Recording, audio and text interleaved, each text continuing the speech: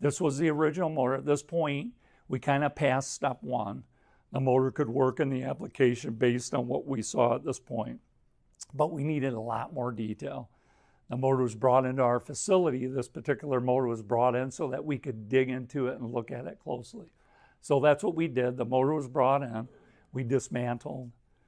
These are just quick pictures. We took it apart. I was looking at a lot of these details, getting measurements and details. This is an end view.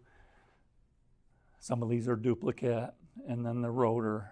So the first thing that I noticed, and I don't know if you noticed in the picture, was that the rotor didn't have a shortening ring out here. What it had was a shortening ring down here, and it was unique. I've only seen this 2 times in 38 years of being in the industry. Yeah, my dad's been in it longer than I have. They had a strap that went from here that was like the bars were welded to this copper plate. That strap went down to here and then was welded to a smaller ID shortening ring that then was bolted to the face of the Spider. So a unique design. So not this style, this style. And then the stator. So what I quickly understood was that we really were looking at 2 things on this motor, the stator and the rotor. We weren't going to use their bearing system. I wasn't going to use shaft-mounted exciter or any of the other details about that design. And we also understood that we had to use the original pedestal sleeve bearings that were in the original operation because of the shared bearing load, like I said, to those adjacent generators. So started making us think differently about what we had to do. So when the motor was in the shop, I'm going to go through these quickly. We took a bunch of data. We took data on the stator. We took data on the rotor, stator, rotor. We looked at the style of the synchronous and how the coils were mounted, or the pole pieces were mounted to the Spider, in this case a dovetail with wedges. We looked at the cooling system. And then that was one piece of information. We had what we needed on that motor. Now we had to go on site and get a lot of details. Like back to this motor on site.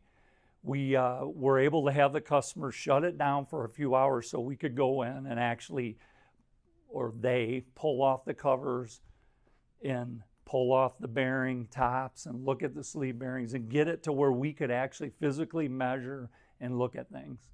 But what I quickly realized when we were doing this was that tape measures just aren't going to do it. You know, this shaft span, how many inches, Jim? I don't.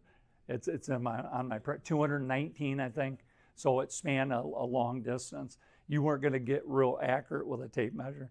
So, but nevertheless, we studied it. We looked at the coupling design. We looked at all these details. That's the original. And if I happen upon something that you want to see again, just tell me, because I'm whipping through here because I have limited time.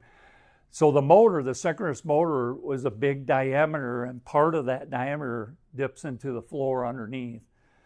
In the floor, or pit, I call it, you can see it coming down underneath.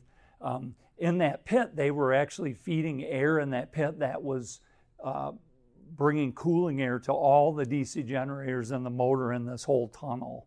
So it's kind of a cool application.